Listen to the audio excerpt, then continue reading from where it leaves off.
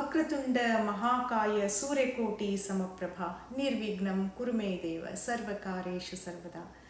ಗಣೇಶ ನಿಮ್ಮ ಜೀವನದ ವಿಘ್ನಗಳನ್ನು ನಾಶ ಮಾಡಿ ನಿಮ್ಮ ಜೀವನದಲ್ಲಿ ಉನ್ನತಿಯನ್ನು ತಂದುಕೊಡ್ಲಿ ಅಂತ ಕೇಳ್ಕೊತೀನಿ. ನಿಮಗೆಲ್ಲ ಗಣೇಶ ಚತುರ್ಥಿಯ ಹಾರ್ದಿಕ ಶುಭಾಶಯಗಳು. ನಾನು ಪ್ರತಿ ವರ್ಷ ನಮ್ಮ ಮನೆಯಲ್ಲಿ ಗಣೇಶ ಚತುರ್ಥಿಯನ್ನು ಆಚರಣೆ ಮಾಡ್ತೀನಿ. ಈ ವರ್ಷ ನಾನು ಏನು ಮಾಡಿದ್ದೀನಿ, ಹೆಂಗೆ ಮಾಡಿದ್ದೀನಿ ಅಂತ ನಿಮಗೆ ತೋರಿಸ್ತೀನಿ ನೋಡಿ. ನಾನು ಈ ರೀತಿ ರಂಗೋಲಿ ಹಾಕಿದ್ದೀನಿ. ಇಲ್ಲಿ ರಂಗೋಲಿ ನಮಗೆ ಪೌಡರ್ ಸಿಗೋದಿಲ್ಲಲ್ಲ, ಸೊ ಹೀಗಾಗಿ ಅಕ್ಕಿ ಹಿಟ್ಟು ಮತ್ತು ಸಣ್ಣದು ಚಾದ ಸಾಣಿಗಿರುತ್ತಲ್ಲ ಅದನ್ನು ತೊಗೊಂಡು ರಂಗೋಲಿ ಹಾಕ್ತೀನಿ. ಇದು ಆಮೇಲೆ ಶ್ರೆಡೆಡ್ ಕೊಕೊನಟ್ ಯೂಸ್ ಮಾಡಿ ಅದನ್ನು ಕಲರ್ ಮಾಡ್ತೀನಿ ರಂಗೋಲಿನ. ಅಂದರೂ ರಂಗೋಲಿ ಅಂದರೆ ನನಗೆ ತುಂಬಾ ಇಷ್ಟ.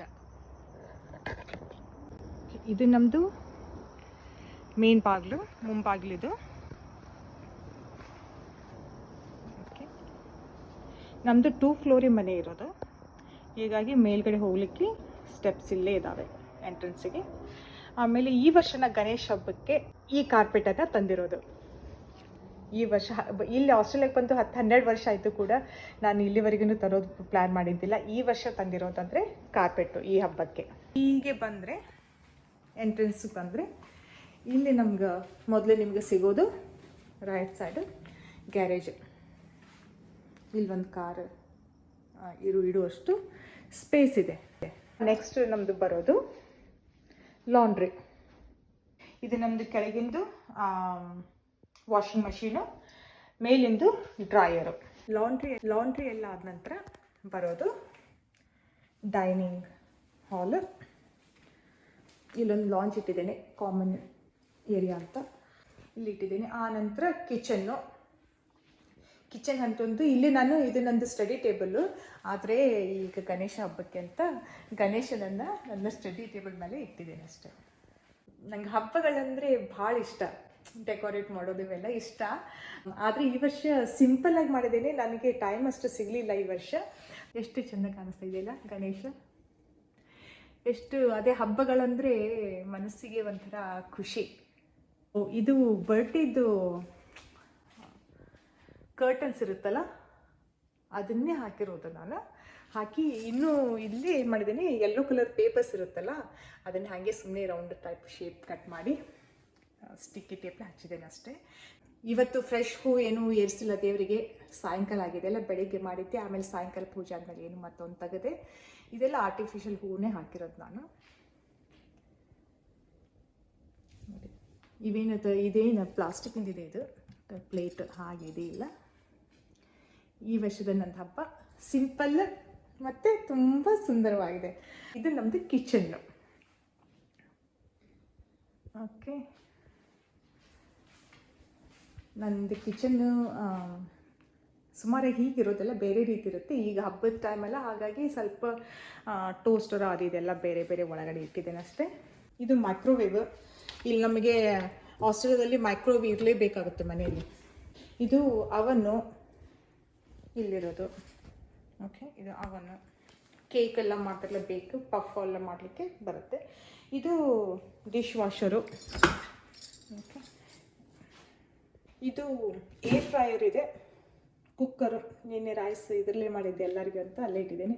ನಮ್ಮ ಮನೆಯವರು ಇತ್ತೀಚೆಗೆ ಕೊಕೊನಟ್ ಆಯಿಲ್ ಯೂಸ್ ಮಾಡ್ತಾಯಿದ್ದಾರೆ ಅಡುಗೆಗೆ, ಅದಕ್ಕೆ ಅದನ್ನೇ ಯೂಸ್ ಮಾಡ್ತಾಯಿದ್ದೀನಿ ನಾನು. ನಮ್ಮದು ಚಟ್ನಿ ಕಲ್ಲು,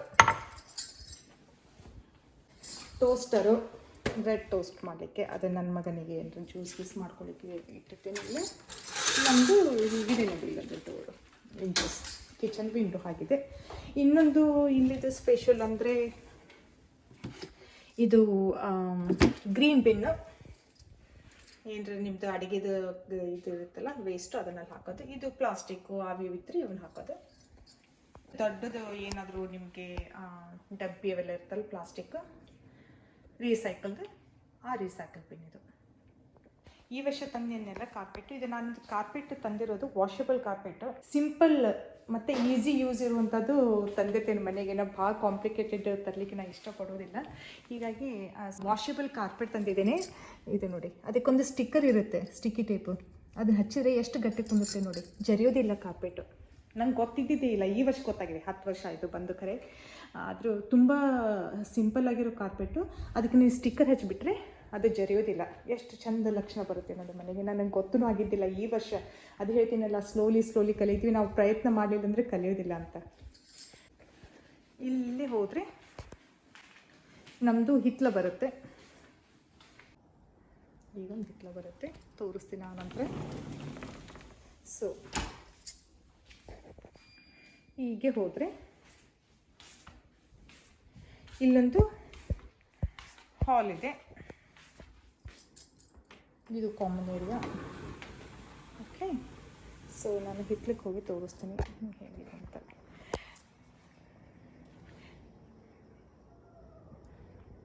ಇದು ಚಾಪೆ, ಪ್ಲಾಸ್ಟಿಕ್ ಚಾಪೆ ಹಾಸಿರೋದು ನಾನು.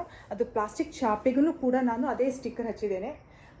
ಭಾಳ ಗಟ್ಟಿಯಾಗಿ ಗ್ರಿಪ್ಪಾಗಿ ಕುಂತಿದೆ, ಏನೂ ಸರಿಯೋದಿಲ್ಲ, ಜಾರೋದಿಲ್ಲ. ನನಗದು ಐಡಿಯಾ ಭಾಳ ಚಲೋ ಅನ್ನಿಸ್ತು.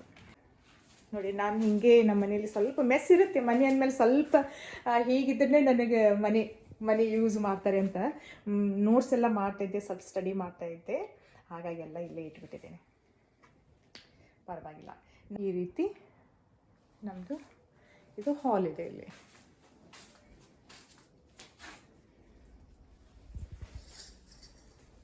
ನಮ್ಮ ಹಿಂದೆ ಮನೆ. ಓ ನೋಡಿ, ಎಷ್ಟು ಚಂದ ಕಾಣಿಸ್ತಾ ಇದೆ ಚಂದಪ್ಪ ಇವತ್ತು. ವಾವ್. ಓಕೆ, ನಮ್ಮ ಮನೆ ಹಿತ್ತಲ ಹೀಗಿದೆ. ಇಲ್ಲಿನೂ ಕೂಡ ನಾನು ಅದೇ ಗಾಲಿ, ಹಳೆ ಗಾಲಿ ಇತ್ತು, ಆ ಗಾಲಿಯನ್ನು ಯೂಸ್ ಮಾಡಿಕೊಂಡು ಕುಂದಿರ್ಲಿಕ್ಕೆ ಹಾಗೆ ಒಂದೇನೋ ಮಾಡಿದ್ದೀನಿ. ಸ್ವಲ್ಪ ಅದಕ್ಕೆ ನಾನು ಕವರ್ ಕೂಡ ಮಾಡಬೇಕು. ಅದಕ್ಕೇನೋ ಡಿಸೈನ್ ಮಾಡ್ಬೇಕು ಅಂದ್ಕೊಂಡೆ, ಆದರೆ ನಮ್ಮ ಮನೆಯವರು ಇನ್ನೊಂದೆರಡು ಗಾಲಿ ಎಲ್ಲ ಹೊಸವಿದಾವ, ಬೇಡ ಅಂದರು. ಹಾಗಾಗಿ ಮಾಡಲಿಲ್ಲ. ಸ್ವಲ್ಪ ಹಳೆ ಗಾಲಿನೇ ಇದ್ದರೆ ಸ್ವಲ್ಪ ಅದ್ರ ಮೇಲೆ ಡಿಸೈನ್ ಮಾಡಬೇಕಂತ ಅಂದ್ಕೊಂಡಿದ್ದೀನಿ. ನಾನಿವತ್ತು ನಮ್ಮ ಮನೆಯದು ಫಸ್ಟ್ ಫ್ಲೋರ್ ಅಷ್ಟೇ ತೋರಿಸ್ತಾ ಇದ್ದೀನಿ ನಾನು ನಿಮಗೆ. ಕೆಳಗಿಂದ ರೂಮ್ ಅಷ್ಟೇ ತೋರಿಸ್ತಾ ಇದ್ದೀನಿ. ಮೇಲಿಂದ ರೂಮು ಮತ್ತು ಅದನ್ನು ಯಾವಾಗಾದರೂ ನಾನು ನಿಮಗೆ ತೋರಿಸ್ತೀನಿ.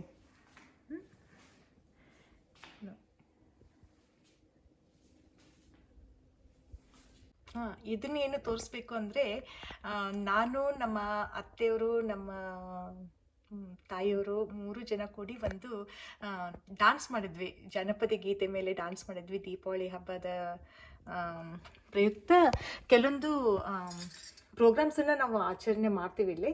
ಆವಾಗ ಡ್ಯಾನ್ಸ್ ಮಾಡಿದ್ವಿ. ಅದಕ್ಕಾಗಿ ನಮಗೆ ನೆನಪಿನ ಕಾಣಿಕೆಯಾಗಿ ಕೊಟ್ಟಿದ್ದರು. ಸೊ ಸುಮಂಗಲ ಅಂದರೆ ನಮ್ಮ ತಾಯಿಯವರು, ರತ್ನವ್ವ ಅಂದರೆ ನಮ್ಮ ಅತ್ತೆ, ಇಂದು ಮತ್ತು ನಂದು.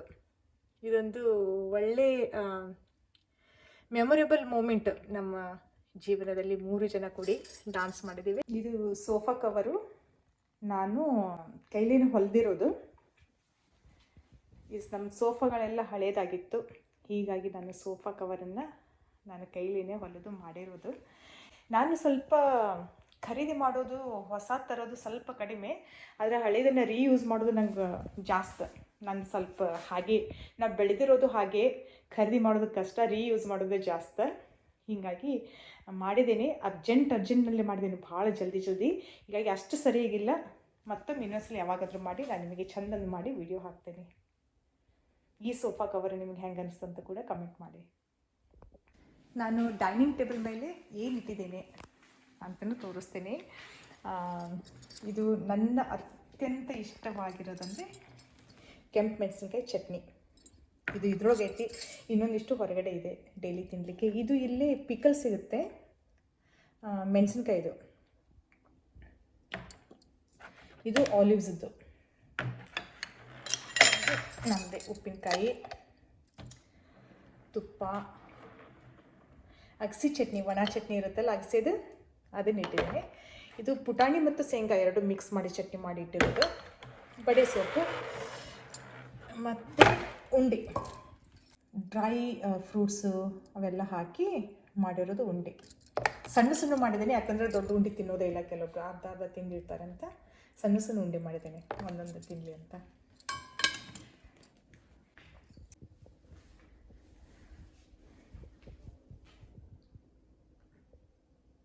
ನಮ್ಮ ಮನೆ ಹಿಂಗಿದೆ ನೋಡಿ.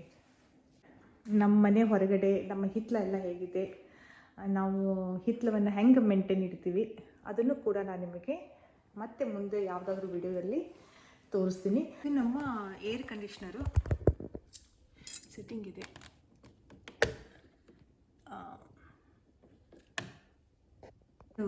ಏರ್ ಕಂಡೀಷನರ್ ಇದೆ ನಮ್ಮ ಮನೆಯಲ್ಲಿ.